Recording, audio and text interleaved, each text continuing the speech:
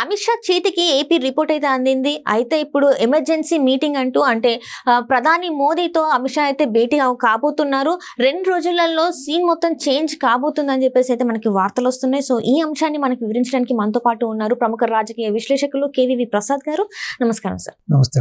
Sir, ఇప్పుడు AP report అయితే అమిత్ షా చేతికి అందింది అని చెప్పేసి అండ్ దీంతో ఎమర్జెన్సీ మీటింగ్ గా ప్రధానమంత్రి మోదీతోని భేటీ అవుతున్నారని అండ్ 2 రోజులలో సీన్ మొత్తం చేంజ్ అయ్యే అవకాశాలు ఉన్నాయని చెప్పేసి మనకి వార్తలు వస్తున్నాయి. ఇందులో ఎంతవరకు వాస్తవం ఉంది సార్? మొన్న నేషనల్ లెవెల్లో మొత్తం నేషనల్ కొంచెం రెప్యూటెడ్ ఛానల్స్ ఏదైతే ఉన్నాయో ఇప్పుడు మొత్తం ఆల్ ఇండియా లెవెల్లో ఉన్న ఒక 11 ఛానల్స్ కూడా మొత్తం టోటల్గా ఆల్ ఓవర్ ఇండియాలో ఎంపీ సీట్ల గురించి వాళ్ళు చేయడం జరిగిందమ్మా. సర్వే చేయడం జరిగింది. దాంట్లో కూటమికి ఏపీలో కూటమికి మినిమం 17 స్థానాల నుంచి 23 స్థానాల వరకు ఎంపీ సీట్లు వస్తాయని వాళ్ళు నిర్ధారించారు.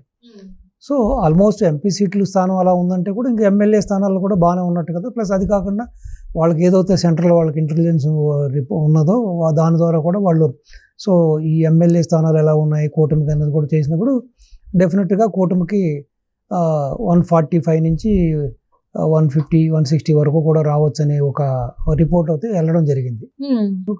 కంపల్సరీ బీజేపీ, జనసేన, టీడీపీ కూటమికే ఎడ్జ్ ఉన్నట్టుగా ఇంటెలిజెన్స్ రిపోర్టు వారికి హోంశాఖ మంత్రి గారికి అందడం జరిగింది, అమిత్ షా గారికి.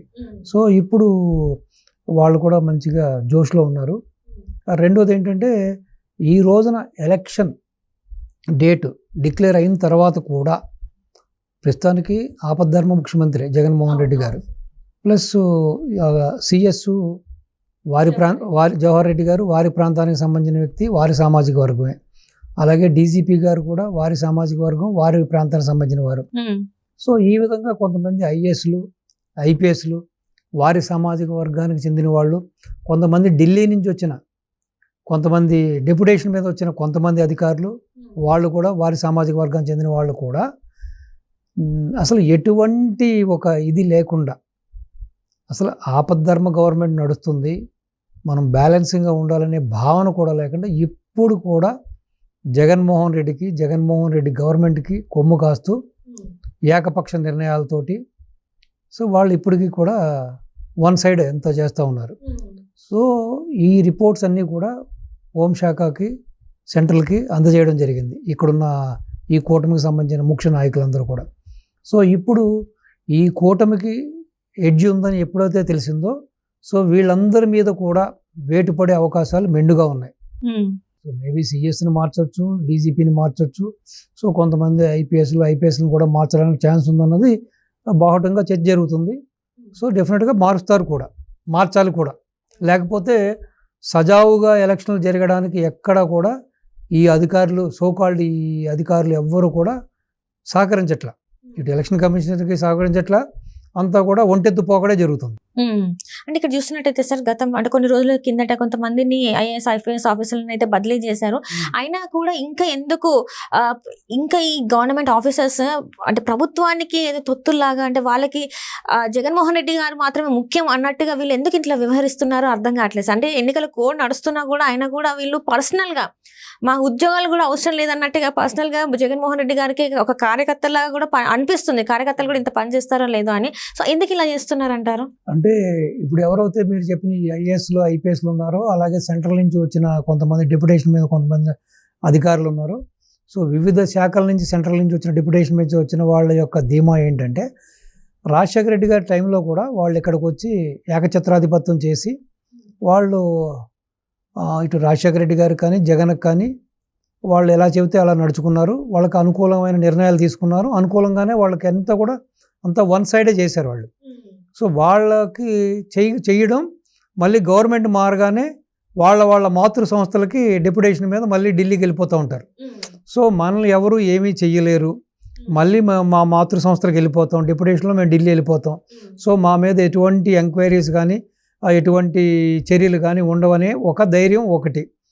రెండోది ఇప్పుడు ఇక్కడ రాష్ట్రానికి సంబంధించిన ఐఏఎస్ కానీ ఐపీఎస్ క్యాడర్లో కూడా ఎవరైతే ఈ రోజున ఈ సామాజిక వర్గం, ఈ జగన్మోహన్ రెడ్డి సామాజిక వర్గానికి సంబంధించిన వ్యక్తులు ఉన్నారో వీళ్ళందరూ ధీమా ఏంటంటే కొంతమంది వాళ్ళకి సన్నిహితంగా ఉండేవాళ్ళు ఏంటి ఈ విధంగా చేస్తున్నారు, రేపొద్దున మరి మనకు ప్రాబ్లమ్స్ రావా, మనం చర్యలు ఎదుర్కోమా అని అన్నప్పుడు వీళ్ళలో కొంతమంది చెప్పిన మాట ఏంటంటే, ఏముందిలే అబ్బా ఈ 5 ఏళ్ళలో బాగానే వెనకేసుకున్నాం కదా, మనం బాగానే సంపాదించుకున్నాం కదా, ఏముంది మా వస్తే బాబు వస్తే జాబ్ తీసేస్తాడు, సర్వీస్ నుంచి తీసేస్తాడు, తీస్తే ఏముంది బెంగళూరు పోతాం, లేకపోతే చెన్నై పోతాం, లేకపోతే హైదరాబాద్ పోతాం, వ్యాపారాలు చేసుకుంటాం అబ్బా, దిండిగా గీములు కొనిపెట్టుకున్నాం కదా, రియల్ ఎస్టేట్ చేసుకుంటాం, లేదా వేరే ఏదైనా మాకు తెలిసిన వ్యాపారాలు చేసుకుంటాం అనే ధీమాతో ఉన్నారు. సో అది కాకుండా జగన్మోహన్ రెడ్డి కూడా వీళ్ళకి మరికొంతమందికి ఇచ్చిన ఒక భరోసా ఏంటంటే, ఏదైనా కారణం చేత అర్ధాంతరంగా వీళ్ళ యొక్క సర్వీసెస్ నిలిపివేడి చేయడమో, లేకపోతే యాక్షన్ తీసుకోవడమో, లేకపోతే అర్ధాంతరంగా వీళ్ళ సర్వీస్ని రేపొద్దున ఏదైనా ఎంక్వైరీ వచ్చి తొలగింపబడితే కూడా నేనున్నాను మీకు, నేను దానికి కాంపన్సేషన్ చేస్తానని ఒక భరోసా ఇచ్చాడని, ఆ భరోసా ప్రకారమే వీళ్ళు ఎంత విచ్చలవిడితనంగా, ఇంత బరితెగింపుతనంగా, ఈ విధంగా ఏకపక్ష నిర్ణయాలతో కేవలం జగన్మోహన్ రెడ్డి కార్యకర్తల్లాగా, జగన్మోహన్ రెడ్డి ఇంటి మనుషుల్లాగా వీళ్ళు ప్రవర్తించడానికి ఇదే ప్రధానమైన కారణాలు. దీంట్లో ఎటువంటి సందేహం లేదు. అంటే ఇక్కడ చూస్తుంటే సార్, ఇప్పుడు ఇంకొకటి ఏంటంటే మోదీ గారు అంటే ఇప్పుడు ఈ రానున్న రోజుల్లో మోడీ గారు మళ్ళీ ఆంధ్రాకి ఆ సభలలో పార్టిసిపేట్ చేసే అవకాశం ఉందని చెప్తున్నారు. అయితే ఫస్ట్ జరిగిన చిలకలూరిపేటలో మోదీ గారు ఒక్క విషయం కూడా జగన్మోహన్ రెడ్డి గారికి అగనెస్ట్గా మాట్లాడలేదని చెప్పేసి కొన్ని కామెంట్స్ అయితే వినిపించాయి బాగా. ఒక్కసారి కూడా ఆయన ఏపీ ముఖ్యమంత్రిగా ఏం వర్క్ చేయలేదు, మౌలిక సదుపాయాలు కూడా కల్పించలేదు అని చెప్పేసి చిన్న వాటి గురించి కూడా మాట్లాడలేదు. కనీసం మరి ఈసారి అయినా జగన్మోహన్ రెడ్డి గారికి వ్యతిరేకంగా మాట్లాడే అంటే వాస్తవం ఉందో లేదో పక్కన పెడితే, ఆ రోజున ఏదైతే చిలకలూరిపేటలో జరిగిన సభలో వారు ఎక్కడా కూడా జగన్ గురించి ఘాటైన విమర్శలు చేయలేదు. సో దానివలన ఈ కూటమి ఎవరైతే ఈ కూటమి ఉందో, కూటమికి సంబంధించిన నాయకులు, కూటమికి సంబంధించిన కార్యకర్తలు, ప్రజలు కూడా కాస్త నిరుత్సాహానికి గురైన మాట వాస్తవమే. ప్లస్ రెండవది కూడా ఏంటంటే, కొంతమంది బాహటంగానే బయట మాట్లాడుకునేది ఏంటంటే, ఏదో భార్య ప్రేయసి బంధంలాగా కొనసాగుతుంది ఇటు ఈ కూటమి నాయకులతోటి, ప్లస్ అటు వాళ్ళతో కూడా ఒక బంధం, జగన్మోహన్ రెడ్డితో కూడా బంధం అన్నది జరుగుతుందా అని కొంతమంది మాట్లాడుకుంటున్నారు. సో కానీ దాని ఇంపాక్ట్ అయితే తెలుస్తుందమ్మా, రాష్ట్రంలో ఇంపాక్ట్ ఉంది. సో ఇక జరగబోయే ఒక 3-4 సభల్లో అయినా కూడా వారు కూడా, ప్రధానమంత్రి కూడా ఘాటైన విమర్శలు చేసి, మేము వస్తే ఇది చేస్తాము, మేము వస్తే ఈ యాక్షన్ తీసుకుంటాము, ఇదిగో ఇన్ని అవకతవకలు జరిగినాయి అని మాట్లాడితే కూటమికి అడ్వాంటేజ్ పెరుగుతుంది, ఓట్ బ్యాంకు పెరుగుతుంది, తద్వారా ప్రయోజనం చేకూరుతుంది. లేదంటే కొంచెం మీరు చెప్పినట్టుగానే సో రకరకాల ఊహాగానాలకి మనం ఛాన్స్ ఇచ్చినట్టు అవుతుంది. ఇక్కడ చూస్తున్నట్టు ఏమైతే సార్, మేనిఫెస్టో ఇప్పటి వరకు కూటమికి సంబంధించింది వాళ్ళ 3 పార్టీలకు సంబంధించిన ఒక మేనిఫెస్టో కూడా రిలీజ్ కాలేదు.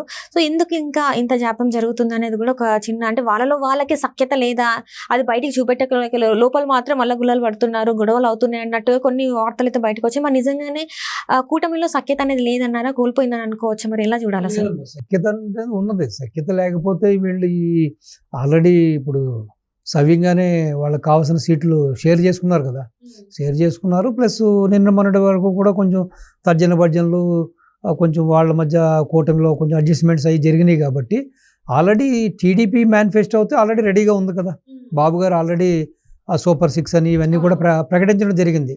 సో ఇక మిగిలిందల్లా ఏంటి, జనసేనకు సంబంధించింది, బీజేపీకి సంబంధించింది. సో ఈ మేనిఫెస్టోతో దాన్ని షింక్ చేస్తూ, అంటే ఇప్పుడు ఏది కూడా ఇప్పుడు మొత్తం కూటమి అన్న తర్వాత మొత్తం అన్నీ కూడా ఒక షింక్ అవ్వాలి కదా, అన్నీ కూడా ఒక క్రమంలో ఉండాలి కదా. సో మళ్ళీ నువ్వు ఒకటి చెప్పి నేను ఒకటి చెప్పి ఒక సంబంధం లేకుండా ఉండకూడదు కాబట్టి సో అటువంటి అడ్జస్ట్మెంట్స్ ఉంటాయి. కానీ కూటమి యొక్క లొకలొకలు అనేది ఏమీ లేదు. ఉండుంటే ఈ పాటికి ఈ యొక్క సీట్ షేరింగ్లో కూడా ఇంకా పీఠముళ్ళు ఇంకా విడకుండా ఉండేది కదా. ఇప్పుడు అది ఒక స్థాయికి వచ్చేసింది కదా. సో ఎవరి సీట్లు వాళ్ళు